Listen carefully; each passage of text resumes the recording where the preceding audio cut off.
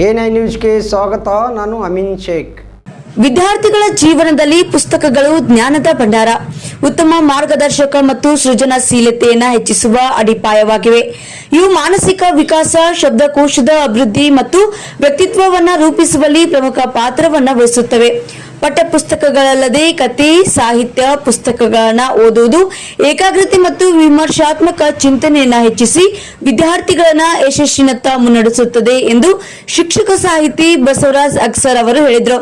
ಹೌದು, ನಗರದ ಹೊರವಲಯದ HT ಕುಲಕರ್ಣಿ ಕನ್ನಡ ಮಾಧ್ಯಮ ಹಾಗೂ ಆಕ್ಸ್ಫೋರ್ಡ್ ಆಂಗ್ಲ ಮಾಧ್ಯಮ ಚೌಧರಿ ಪ್ರೌಢಶಾಲೆಯ 2025-2026ರ SSLC ಪರೀಕ್ಷಾ 1ರಲ್ಲಿ ಹೆಚ್ಚು ಅಂಕವನ್ನು ಗಳಿಸಿರುವ ವಿದ್ಯಾರ್ಥಿಗಳಿಗೆ ಹಾಗೂ ಪಾಲಕರಿಗೆ ಸನ್ಮಾನ ಸಮಾರಂಭದಲ್ಲಿ ಅವರು ಭಾಗವಹಿಸಿ ಮಾತನಾಡಿ, ಪುಸ್ತಕಗಳಿಲ್ಲದ ಕೋಣೆ ಆತ್ಮವಿಲ್ಲದ ದೇಹದಂತೆ. ವಿದ್ಯಾರ್ಥಿ ಜೀವನದಲ್ಲಿ ಪುಸ್ತಕಗಳು ಅತ್ಯಂತ ಅಮೂಲ್ಯವಾದ. ಇವು ಕೇವಲ ಪರೀಕ್ಷೆಯಲ್ಲಿ ಅಂಕ ಗಳಿಸಲು ಮಾತ್ರವಲ್ಲ, ಮನುಷ್ಯನ ಸಮಗ್ರ ವ್ಯಕ್ತಿತ್ವ ವಿಕಸನಕ್ಕೆ ಅಡಿಪಾಯವಾಗಿವೆ. ಜ್ಞಾನ ಮತ್ತು ಬೌದ್ಧಿಕ ಬೆಳವಣಿಗೆ ಪುಸ್ತಕಗಳು ಅಪಾರ ಜ್ಞಾನದ ಭಂಡಾರ. ಇವು ವಿದ್ಯಾರ್ಥಿಗಳ ಮಿದುಳಿಗೆ ಆಹಾರವನ್ನು ನೀಡಿ ಆಲೋಚನಾ ಸಾಮರ್ಥ್ಯವನ್ನು ವಿಸ್ತರಿಸುತ್ತವೆ. ಇತಿಹಾಸ, ವಿಜ್ಞಾನ ಪಠ್ಯಪುಸ್ತಕಗಳನ್ನು ಓದುವುದರಿಂದ ವಿದ್ಯಾರ್ಥಿಗಳು ಜಗತ್ತಿನ ಬಗ್ಗೆ ವಿಶಾಲ ದೃಷ್ಟಿಕೋನ ಬೆಳೆಸಿಕೊಳ್ಳುತ್ತದೆ ಎಂದರು. ಅದರಂತೆ ಹಿರಿಯ ಪತ್ರಕರ್ತ ಉಪನ್ಯಾಸಕ ರಮೇಶ್ ಪೂಜಾರಿ ಅವರು ಮಾತನಾಡಿ, ವಿದ್ಯಾರ್ಥಿಗಳು ಸೃಜನಶೀಲತೆ, ನಿಯಮಿತ ಓದುವಿಕೆ, ಶಬ್ದಕೋಶವನ್ನು ಹೆಚ್ಚಿಸಲು, ಬರವಣಿಗೆಯ ಕೌಶಲ್ಯವನ್ನು ಸುಧಾರಿಸಲು ಮತ್ತು ಭಾಷೆಯ ಮೇಲೆ ಹಿಡಿತವನ್ನು ಸಾಧಿಸಲು ಶಿಕ್ಷಕರ ಮಾರ್ಗದರ್ಶನ ಸಹಾಯವನ್ನು ಪಡೆಯಬೇಕು ಎಂದರು. ಅದರಂತೆ ಸಂಸ್ಥೆಯ ಅಧ್ಯಕ್ಷ ಪ್ರಕಾಶ್ ಚೌಧರಿ ಅವರು ಮಾತನಾಡಿ, ಮಹಾಪುರುಷರ ಜೀವನ ಚರಿತ್ರೆಗಳು ಮತ್ತು ಪ್ರೇರಣಾದಾಯಕ ಪುಸ್ತಕಗಳು ವಿದ್ಯಾರ್ಥಿಗಳಿಗೆ ಜೀವನದಲ್ಲಿ ಬರುವಂತಹ ಸಮಸ್ಯೆಗಳನ್ನು ಎದುರಿಸುವ ಹಾದಿಯನ್ನು ತೋರಿಸುತ್ತವೆ.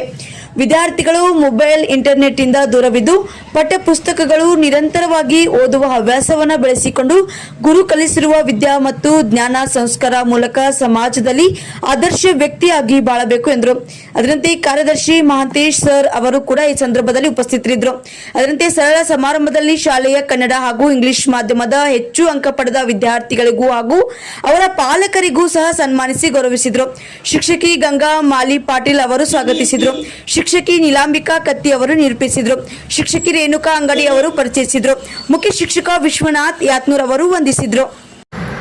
ಮೊದಲು ನಿಮ್ಮನ್ನ ದೀಕ್ಷೆ ಕೊಟ್ಟಂತ ತಂದೆ ತಾಯಿಯನ್ನು ಮರಿಬೇಡಿ. ದೀಕ್ಷೆ ಅಂತಂದ್ರೆ ನಿಮ್ಮನ್ನು ಉಳಿದು ಬಿಟ್ಟಂತ ತಾಯಿ ತಂದೆಯನ್ನು ಮರಿಬೇಡಿ. ಎಷ್ಟು ಕಟ್ಟಕ್ಕೆ ಹೋಗ್ರಿ ನೀವು ಮುಂಜಾನೆ ತಾಯಿ ತಂದೆ ನಮಸ್ಕಾರ ಮಾಡೋದು ಯಾವುದೇ ಕಚ್ಚೆ ಇರಬೇಡಿ. ಆ ತಾಯಿ ತಂದೆಯಲ್ಲಿ ಇಬ್ಬರು ಅದರ ಪಾರ್ವತಿ ಪರಮೇಶ್ವರ ಇಬ್ಬರು ಕೂತಾರೆ.